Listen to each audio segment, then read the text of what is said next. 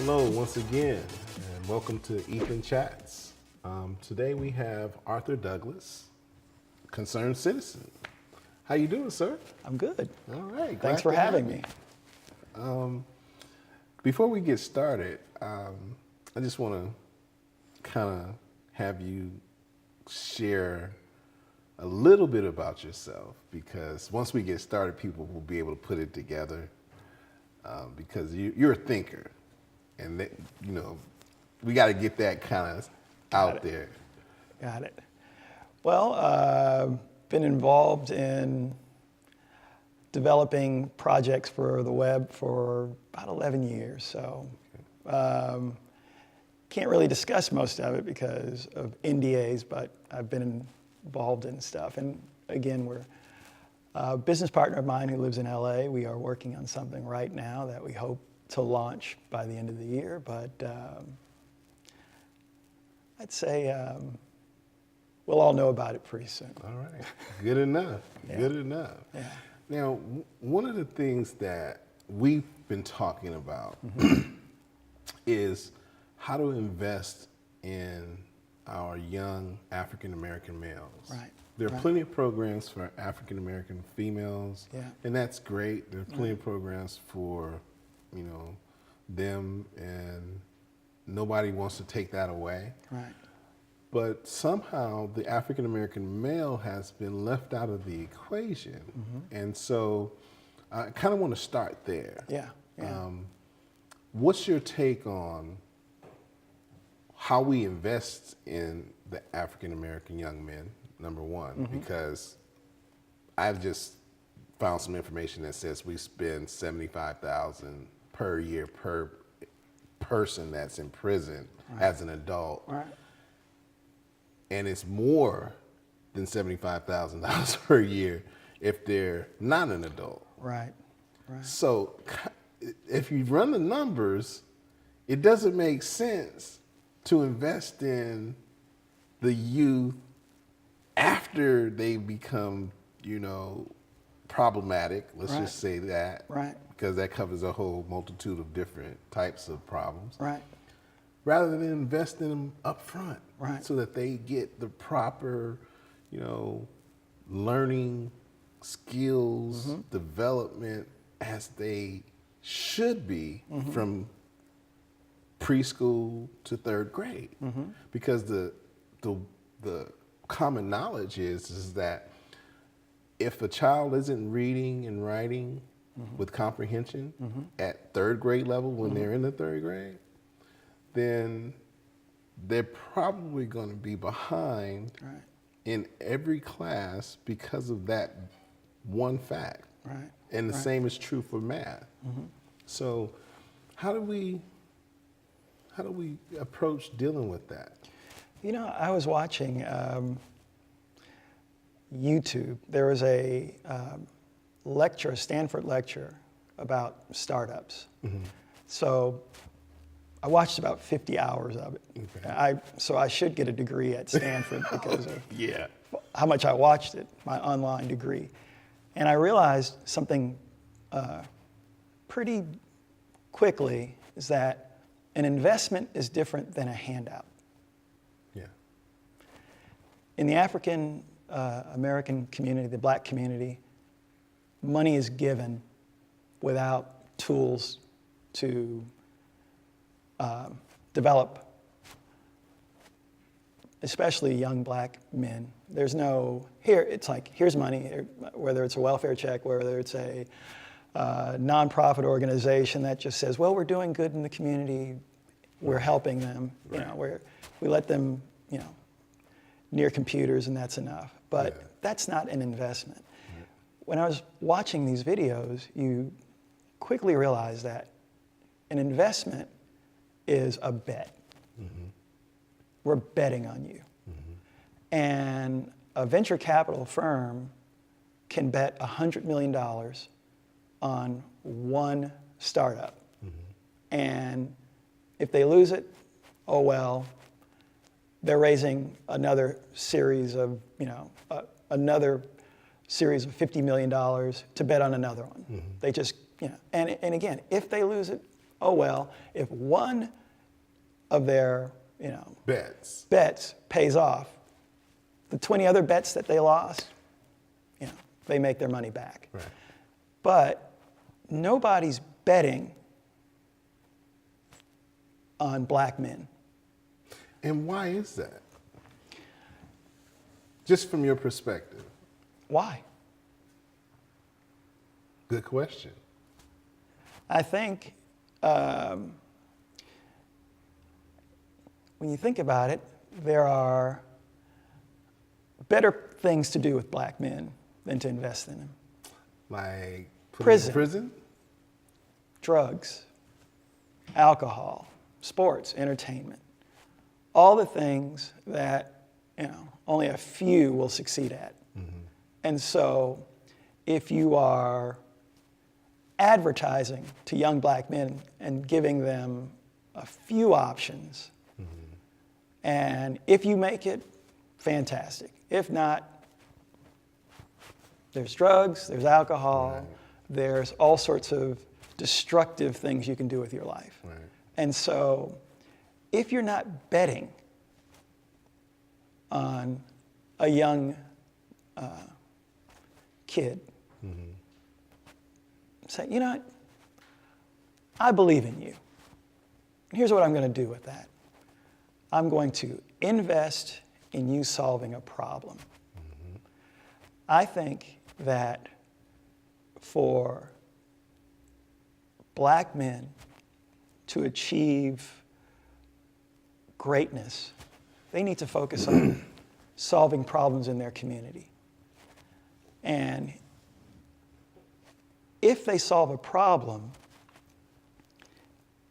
then they're going to have a life, they're going to have a life full of joy, peace. And when I was watching again these videos from these startup, the tech community, their whole focus is on solving problems.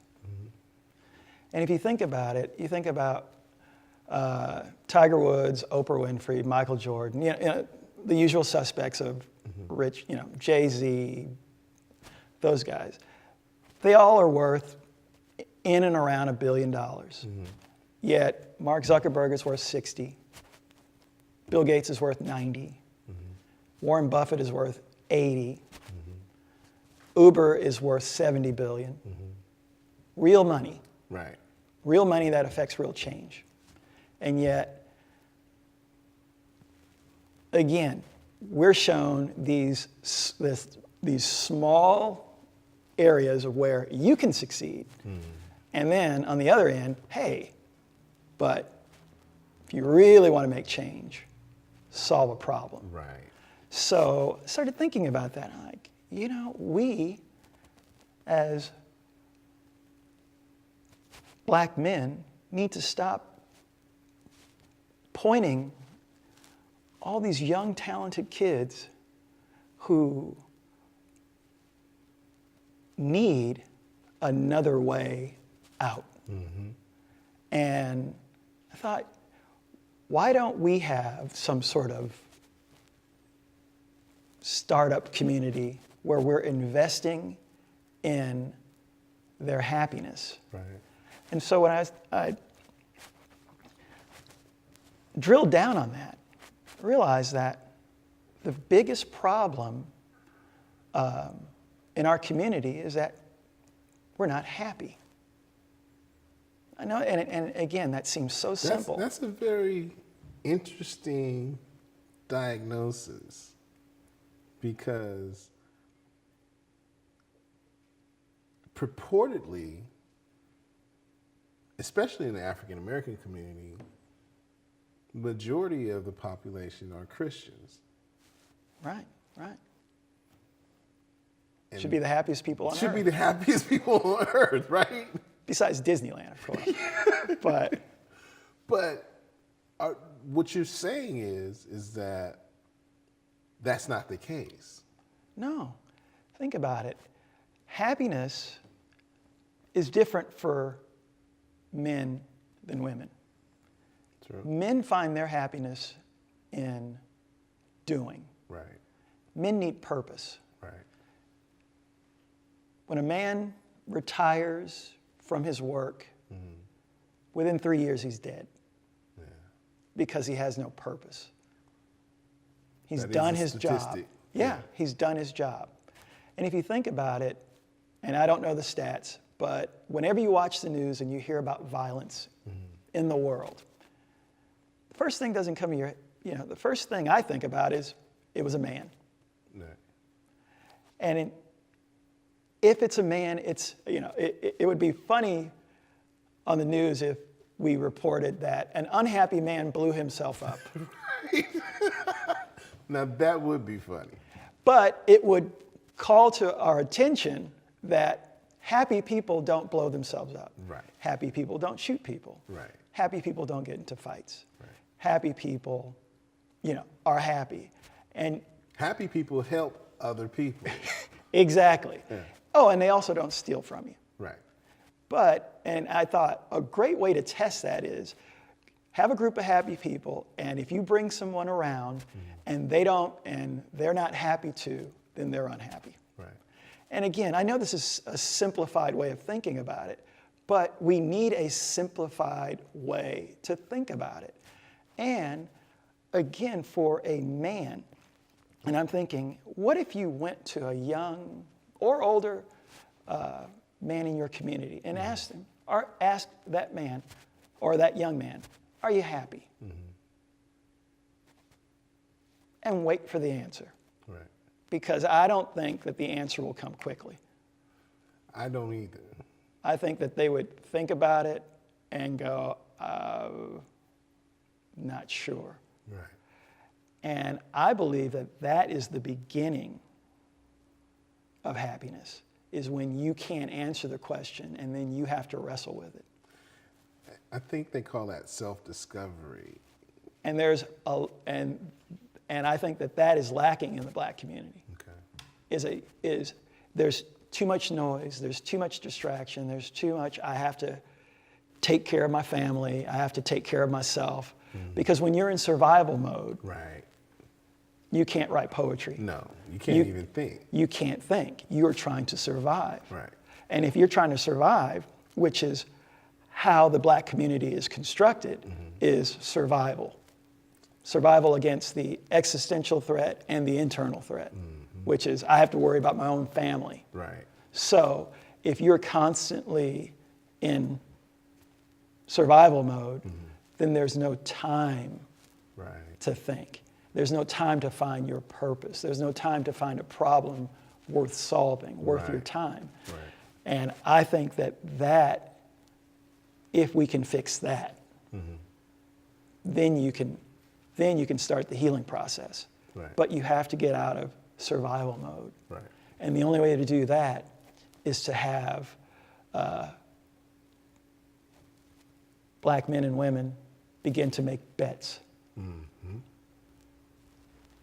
on their community. Investments. Yeah, which is just a bet, meaning I could lose it. Right.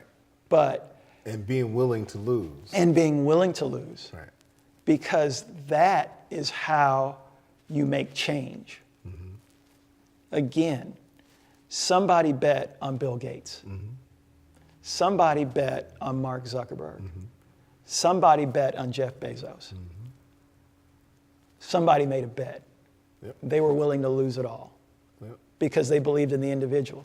They didn't believe in Amazon. They didn't believe in Microsoft. They didn't believe in Facebook. They believed in those individuals. And that's a good point, because oftentimes we take the individual and hang them on a cross because they have different ideas about how to solve problems, right? Right? And we already discussed, predominantly African American, black people in Yeah. America, period, are Christians. Right. Right. Not 100%, but a good percentage. Should be the happiest people in the world. Absolutely. Yet that doesn't ring true when you look at the despair and the blight in black communities Right. in inner cities and rural areas. Right. I mean, they still have, people living in shanty houses right. in the South, Right. and that's all they know. So to be able to bet in a child that is of African American descent and be willing to lose means that somebody that recognizes something in that child is there to bet on. Right. So how do we get people to look at that child differently instead of this, this serial, repetitive prison Right. baby? Yeah. I think that, again, I think that you start, let's say we all know some kid or some young person who at one point you go, man, that sky's the limit for that kid, right? Right. And all of a sudden they're 19 years old and, oh boy, I don't want to, here he comes again. Right. At that point, that's when you need to go all in, Yeah. right? Yeah. And I think that for the most part, the church in these communities are there doing some good, but then when you have a storefront church, that guy's just there to take, retired women's money. It's funny you should say that because you sent me something. Yeah. And I took the test. It's a link on the web. It's a website. Yeah. And it's called JesusLikesMe.com. Yeah. Yeah. I mean, I literally laughed at that when I saw the name because it was funny but so relevant. Yeah. Yeah. Because, I believe in God. Yeah.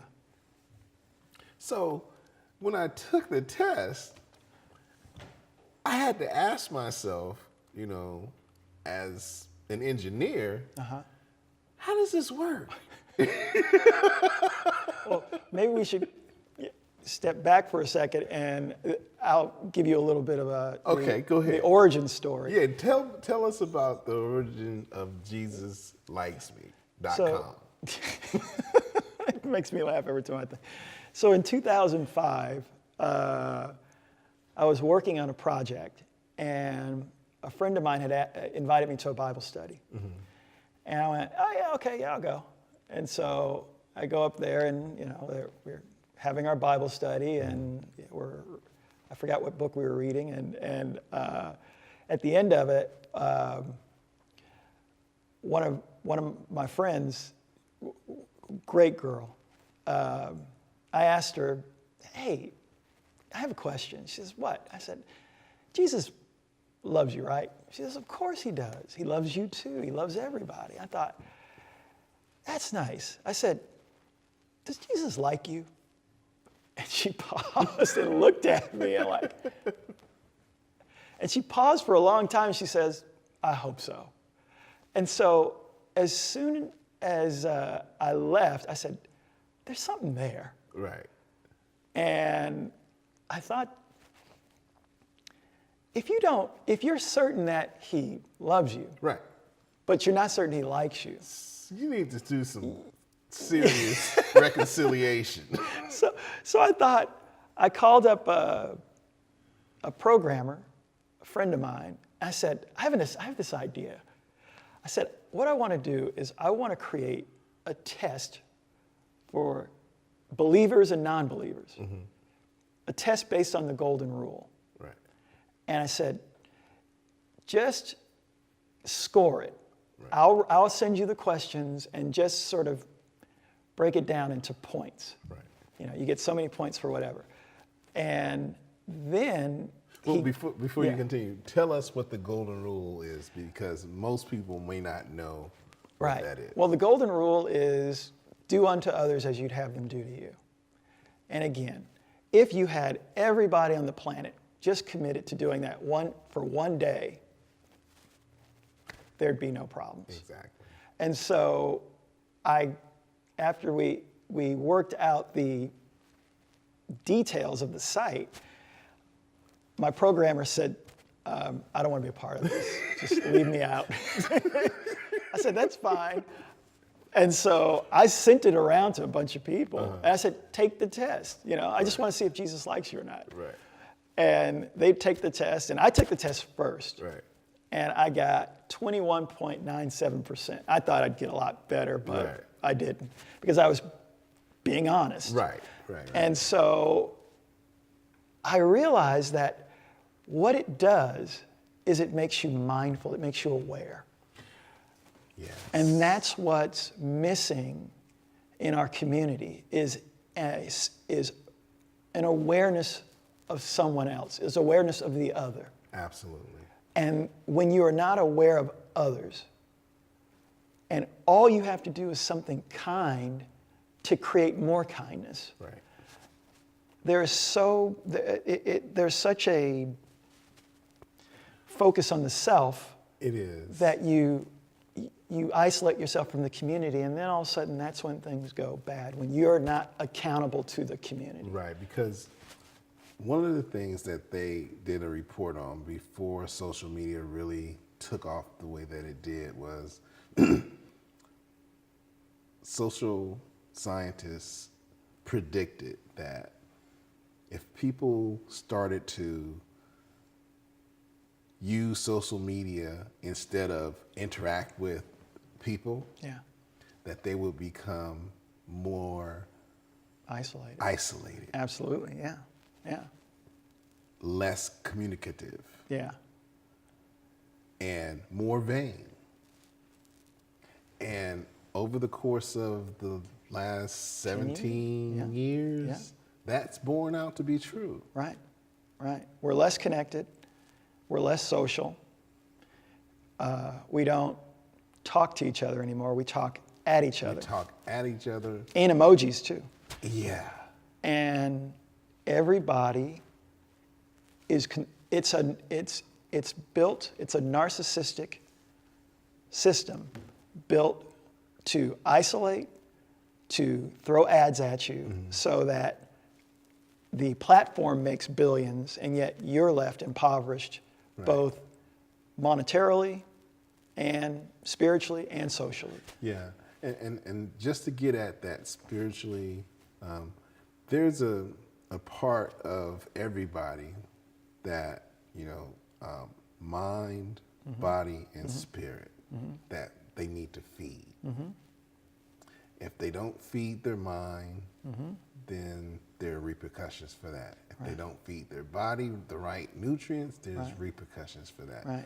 If they don't feed their spirit, Right. there's repercussions for that. And we're seeing that. And we're seeing that. Right. And so when you introduce, JesusLikesMe.com, I lit up because I see it as a tool, just like you articulated already, to hold people accountable. Right. Because if you say that you're a Christian, Right. then your likability quotient should be pretty high. 92%. I cheated. I wasn't being honest. I was blown away by that. I was like, wow. I'm an engineer. Yeah, I know. And I was just, Yeah. doing the QA testing on it. And I had to test the limits. Right. But the site, it wasn't designed to be bought out or anything like that. It was to make you mindful while you're in your community. It's a utilitarian tool. In which, that's the part that I love about it, because it's not something that can be used for any other purpose. Right. Right? I mean, you may be able to change the scoring, Right. but the idea, the concept behind it is to be accountable to your belief system. Right. And the great thing about it is you don't have to believe to take the test. No. Because it was set up for, one thing that believers and unbelievers have in common is that they both want heaven on earth. Right. We all want, Heaven on earth. right, we all want to be happy. Who Right. doesn't want to be happy? Okay. But I created this to be a tool towards happiness. Right. Because you're not isolated. Right. One of the test questions is have you hugged a loved one today? Right. Which means you can't hug them over the internet. No. You have to go to them. Exactly. Hug them. Right. Have you told someone you care about that you love them Right. today? Right. It's always today. Now, because I will tell you, after taking that test, even though I did my, you messed with it. stress test, it made me go hug my mom. Right. You know? Absolutely. Yeah. So I get that. yeah. Yeah. I get it. Yeah. And I think others will get it too. Yeah. And that's why we're going to put it up on the screen so they can go to it and try it right now. Yeah. It's 11 years old, so JesusLikesMe.com. Come on, I know. man. It's so funny. That's beautiful. I know. Again, there are, and that's the great thing. There's 2.5 billion Christians on the planet. If they took the test once, I think that the people that they're connected to would be transformative. Yes. That was the big idea. That was, that was the problem Right. I was trying to solve, is how do I get the black community, the church community, in the black community to behave more like Jesus. Right. And then for that to pour out of their churches and cathedrals into the community Right. to heal. Exactly. And I certainly, that resonated with me. And we previously talked about Yeah. this. And to me, this is something that I'm going to be sharing with my friends who are pastors of churches and bishops of churches and ministers at churches and deacons of churches, because it's not enough for us to keep doing the same things, Right. because we're not getting the results that we even used to get Right. with churches. Right. Church used to be a place where kids came and they worshiped, but they also learned. Right. They studied their schoolwork. Right. Right. You know, They had a good meal. they had a good meal. Right. The parents could leave them there, go do their job, come back during the summer. Yeah. That was my experience. Exactly, it's mine too. Yeah. And so we have programs now where they have to pay. Right. Now I get it; it Yeah. costs, Right. whatever. Right. But back to the topic of Yeah. investing Yes. in Yeah. the African American, the black young male Right. child. Right. Right.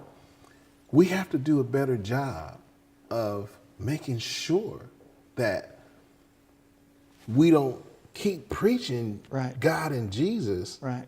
but never act on Right. what's supposed to be being done. Right. And again, this is what I think is the central theme, is there's a problem here. If you can solve this problem, if there's a young black man or black woman out there that can solve that problem, Right. they'll have a publicly traded company. Absolutely. If you can figure out, That's a game changer. if that is the biggest problem in our world. The biggest problem is how can you take young men who are again, most violence happens there. It is a massive problem in the black community. You can figure that out, and that's the challenge. Yeah. You can figure that out, a way to invest in that area, turn those young minds, those older minds on to that problem. Right. Money will pour into the community. Well, I wish we had more time, but Art, it's been a pleasure. People at home, if you're watching this program, I want you to do two things. I want you to, one, try to find a problem that you can solve. Absolutely. Okay? Don't care what it is, solve a problem. I don't care how old you are, solve a problem. Absolutely. And the second thing is I want you to go to www.jesuslikesme.com and take the test and just see what your score is. Particularly if you are pastor, minister, deacon, bishop, missionary, just take it and see what your score is. I think it'll be interesting for you. All right.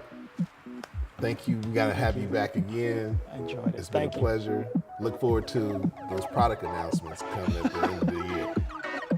I solved the problem. All right. That's what we want to do. Solve problems.